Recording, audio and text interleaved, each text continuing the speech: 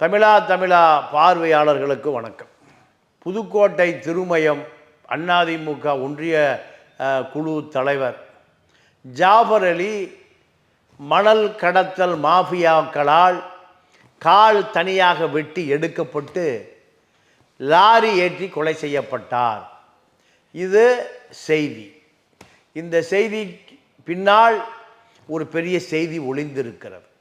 அந்த செய்தி என்னவென்றால், இந்த ஜாஃபர் அலியே ஒரு காலத்தில் மணல் கடத்தலில் ஈடுபட்டு கொண்டிருந்தார்.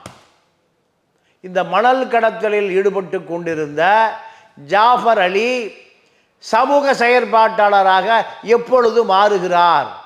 ஏன் மாறுகிறார்? அவர் மாற வேண்டிய தேவை என்ன? மணல் கடத்தல் தொழிலில் நீங்கள் மன்னனாக இருக்கக்கூடிய புதுக்கோட்டை ராமச்சந்திரன், திண்டுக்கல் ரத்தனம், ஆர்ஆர், தமிழ்நாட்டை கட்டி ஆளுகிற மணல் மாஃபியாக்கள். இந்த மணல் மாஃபியாக்கள் 100க்கும் மேற்பட்ட கொலையை செய்திருக்கிறார்கள். இதற்கு ஒரே சாட்சி ஜாஃபர் அலி தான். ஜாஃபர் அலிக்கு பெயர் ஸ்கெட்ச் ஜாஃபர் அலி.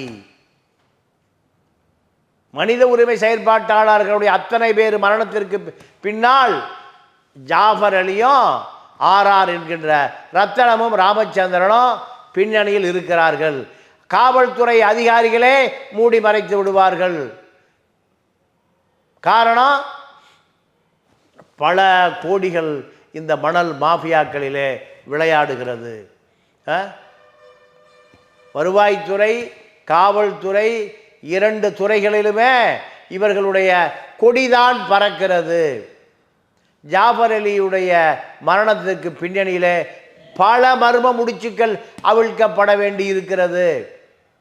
தமிழ்நாட்டிலே கொல்லப்படுகிற, லாரி ஏற்றி கொல்லப்படுகிற அத்தனை பேருமே ஜாஃபர் அலி தான். ஸ்கெட்ச் ஜாஃபர் அலி, ரத்தனமோ ராமச்சந்திரன், ஆர்ஆர் என்கின்ற 2 பேரும் தான் திட்டமிடுவார்கள்.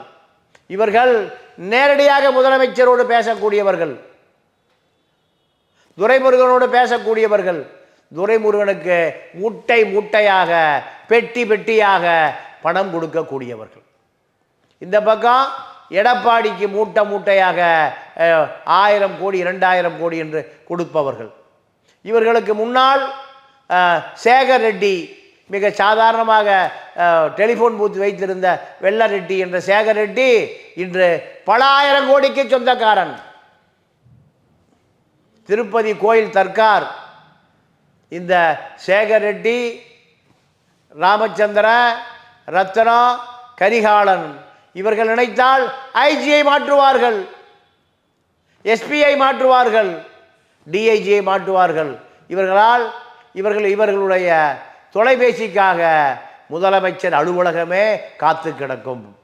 அது எடப்பாடி முதலமைச்சராக இருந்தாலும் சரி, ஜெயலலிதாக இருந்தாலும் சரி, இப்பொழுது ஸ்டாலினாக இருந்தாலும் சரி, ஸ்டாலினது இப்போ துரைமுருகனாக இருந்தாலும் சரி, இந்த சேகர் ரெட்டிகள், ரத்னங்கள், ராமச்சந்திரன்கள், கரிகாலன்கள் உடைய கொலை சமூக செயற்பாட்டாளர் எத்தனை பேர் மரணமடைந்திருக்கிறார் என்று கணம் நீதிமன்றம் சூமோட்டாவாக தானே முன்வந்து வழக்கை விசாரித்தால் இவர்களுடைய முகத்திரை கிழிக்கப்படும். வைகுண்டராஜன் சிபிஐ வழக்கில் நீதிமன்றத்திற்கு சரணடையாமலே முன்ஜாமீன் வாங்குகிறார். நீதிபதிகளையே மாற்றக்கூடிய அதிகாரம் படைத்தவராக வைகுண்டராஜன் இருந்தார். மணல் மாஃபியா. நான் நீதிமன்றத்துக்குள்ளே வெகு தூரம் உள்ளே போக விரும்பவில்லை. இந்த மக்கள் கடைசி நம்பிக்கை நீதிமன்றம் தான்.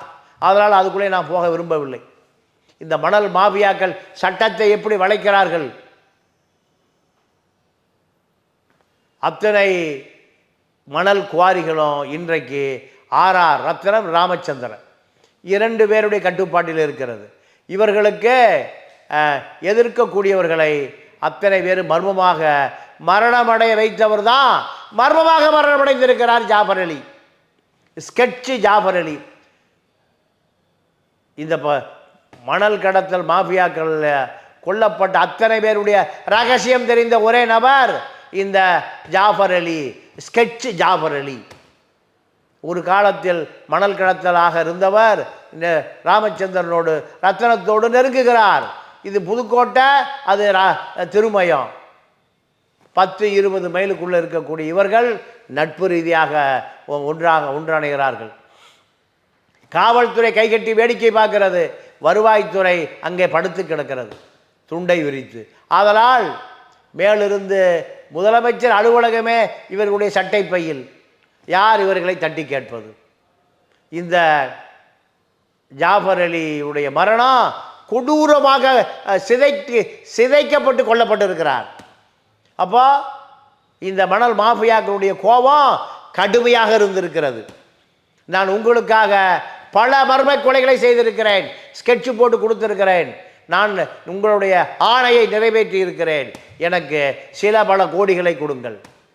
இந்த பேரத்தால் மிரண்டு போன அரண்டு போன இந்த RR Ramachandra Ratnam, RR and companies, இவரை நான் வெளியே விட்டால் பல ரகசியங்கள் வெளியேறிவிடும். பல ரகசியங்கள், பல பேருடைய மரணத்திற்கு நாம் பதில் சொல்ல வேண்டியிருக்கும். இதெல்லாம் யோசித்த இந்த ஆர்ஆர் அண்ட் கம்பெனிஸ், ரத்தனம் ராமச்சந்திரன், 2 பேர், ரோஜா ஒயின்ஸ் ராமச்சந்திரன், சர்வேயர் ரத்தனம், இன்று பல ஆயிரம் கோடிகளை குவிக்க முடிகிறது. மாநில அமைச்சர்கள் எல்லாம் சட்டை பாக்கெட்டிலே கொண்டு வர முடிகிறது. இதை கேட்பதற்கு நாதி இல்லை. அனைத்து கட்சி அவர்களுக்குள் அடக்கம். 1000 கோடிகளிலே அவர்களுடைய வியாபாரம், மணல் மாஃபியாக்கள். ஆதலால் அவர்களை தட்டி கேட்க முடியாது. அவர்கள் எதிர்த்து கேட்கிற அஸ்ராக்காருக்கு மாற்றப்படுவார், எதிர்த்து கேட்ட சகாய மாற்றப்படுவார், ஐஜி சுதாகர் மாற்றப்படுவார், கோயம்புத்தூர் ஐஜி சுதாகர் மணல் மாஃபியாக்களால் மாற்றப்படுவார். இந்த மணல் மாஃபியாக்களால் கொல்லப்பட்டவர்களை விசாரிக்க வேண்டிய சமூக செயற்பாட்டாளர்கள் உதயகுமார் தலைமையில் ஒரு ஆர்ப்பாட்டம் அதோடு முடிந்து போய்விட்டது. இந்த ஆர்ப்பாட்டத்தால் என்ன விளைவு நடந்துவிடும்? ஜாஃபர் அலியுடைய மரணத்திற்கு யார் காரணம்? என்ன காரணம்? எங்கே காரணம்? எப்படி காரணம்? பல ஜாஃபர் அலிகள் மரணமடைந்திருக்கிறார்கள், பல ஓய்வு பெற்ற ஆசிரியர்கள் மரணமடைந்திருக்கிறார்கள். அத்தனை பேருடைய வழக்கையும் காவல்துறையிடம் கேட்டு பெற முடியுமா? காவல்துறை கொடுத்து விடுமா? கண்டிப்பாக கொடுக்காது. காவல்துறை யாருக்கு சேவகம் செய்கிறது? மணல் மாஃபியாக்களுக்கு சேவகம் செய்கிறது. தினம் தினம் கோடி கோடி பணம். ஒரு காலகட்டத்தில் நான் வரலாற்றை பின்னோக்கி பார்க்கிறேன். நீங்கள் சாராய சாம்ராஜ்யத்தை துவக்கிய மும்பையில் வர்தாபாய் அரசு கொடுக்கிற சம்பளத்தை விட அதிகமாக காவல்துறைக்கு, மும்பை காவல்துறைக்கு சம்பளம் கொடுத்தவர் வர்தாபாய். அதனால்தான் வர்தாபாயினுடைய அத்தனை காவல்துறை எல்லைக்குள் நடக்கக்கூடிய அத்தனை கிரிமினல் குற்றங்களையும் காவல்துறை பாதுகாத்தது, ஆசியோடு பாதுகாத்தது. அதனால்தான் ஒரு தமிழன் மிகப்பெரிய அளவில் பம்பாயை கட்டியாண்டான் என்று நாம் பாராட்டப்பட்டாலும் காவல்துறையை முதலே கட்டுப்பாட்டிலே கொண்டு வந்து விட்டால் யாரும் தனக்கு கட்டுப்படுவார்கள். கள்ளலாற்றி தொழிலில் சென்னையே கட்டி ஆண்ட முன்னாள் ஆரூன் எம்பி, இப்போ ஆரூன் எம்பி ஒரு நம்பர் லாட்ரி, சுரண்டல் லாட்ரியில் சென்னையிலே கொடிகட்டி பறந்தவர். அந்த பணத்தின் மூலம் காங்கிரஸ் கட்சியினுடைய ராஜீவ் காந்தியினுடைய பிஏ ஜார்ஜுக்கு பணத்தை கொடுத்து நீங்கள் நாடாளுமன்ற வேட்பாளராக, பெரிய குண வேட்பாளராக முதல் பட்டியலிலே அவருடைய பெயர் வரும்.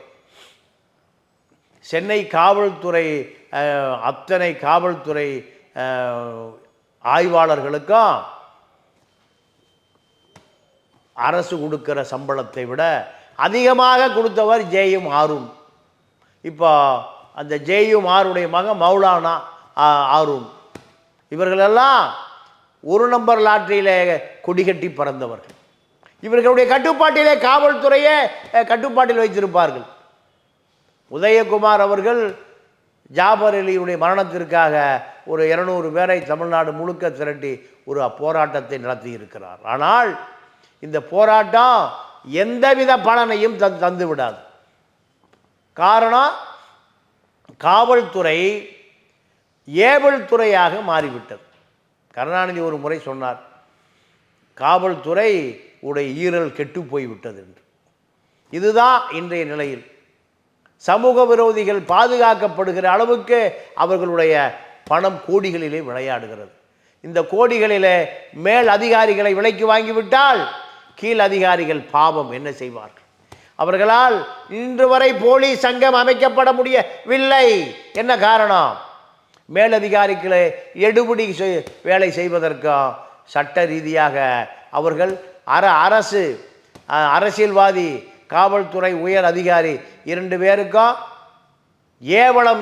ஏவல் செய்வதற்கு தான் காவல்துறை, அதாவது ஆய்வாளருக்கு கீழ் உள்ள அதிகாரிகள் அத்தனை பேரும். இன்னும் ஏன் நீங்கள் ஏசி இன்ஸ்பெக்டராக இருந்து பதவி உயர்வில் வருகிற ஏசி, ரூரலில் டிஎஸ்பி, இவர்களே கட்டுப்படுத்தப்படுவார்கள்.